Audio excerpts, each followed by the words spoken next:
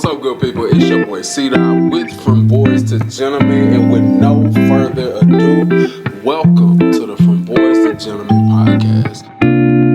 Welcome to the From Boys to Gentlemen podcast, where we hitting heavy topics. Today, it's gonna be a little bit of a touchy subject. You're gonna hear me say that a lot. But the question that I pose, is there a right way to say something that someone doesn't want to hear? Now that might seem like a off-brand topic, but let's break it down a little bit. How many times have you heard people in the conversation say, it's not what you said, it's how you said it?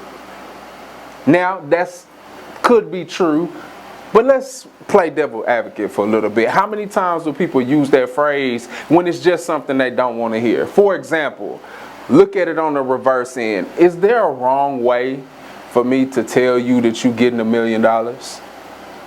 No matter how I insult you, no matter, well, let me take it off you, put it on me. You can call me whatever you want. You can say whatever you want to say to me and put it in the most disrespectful of terms. If the end of that conversation is you finna deposit $1 million into my account, it ain't no wrong way for you to tell me that I'm finna get that. Now, vice versa, it is a wrong way to tell me some stuff I might not want to deal with. I might not want to change. So I have to hold accountability and not set out double standards. Sometimes we hide behind the delivery of the message when in reality, we just don't want the message. Now, where does that apply? Can we take that from a perspective when somebody is trying to talk to us, trying to help us, whether it be a relationship, a job opportunity, an aspect of our attitude that we need to correct? And whenever somebody comes to tell us it seems to always be the wrong way,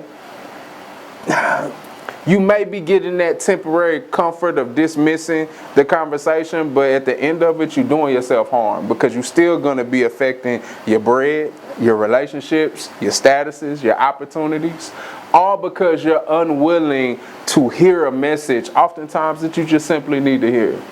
So to answer the question, I don't really believe that it's necessarily a right way to tell somebody something that they don't want to hear, but there is a mature way for you to come to grips to say, hey, I may not want to hear this, but ask the question, is it beneficial for me? Is it helpful for me? Could I possibly be doing unintentional harm to somebody that I really care about? And it just hurts for me to take ownership of that. Think about how you talk to your spouse. Think about how you talk to your kid, to your coworker, somebody that you may have some relationship with or even some authority over.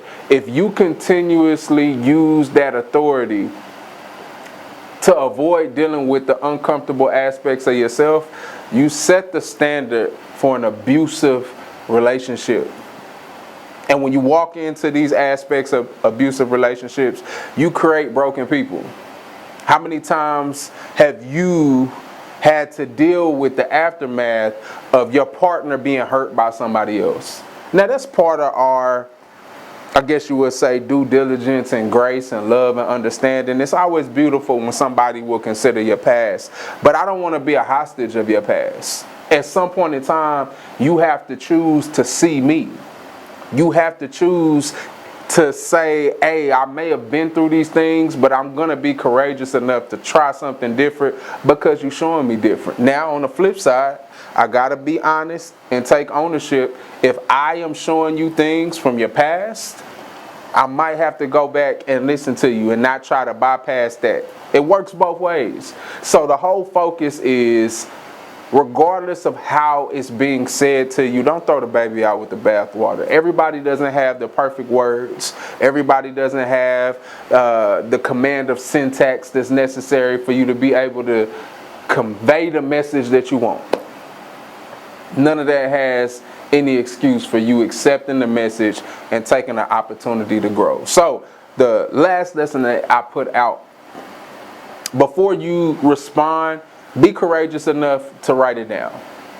Give yourself an opportunity to go and listen and look at it, because you can't say somebody said something wrong if it's written down. You get to read it in a different voice and don't have to deal with all the other obstacles. That's one step. What other options do you believe that are out there? This is a collective approach. We're inviting everybody in. So again, how do we communicate better? How do we get to the point where we'll receive things that need to be received, and not use how you delivered it as an excuse not to deal with the message. As always, the absence of a father doesn't equal the absence of responsibility. Someone or something is going to take that place. From Boys to Gentlemen is trying to fill that void for a healthier community. Love y'all.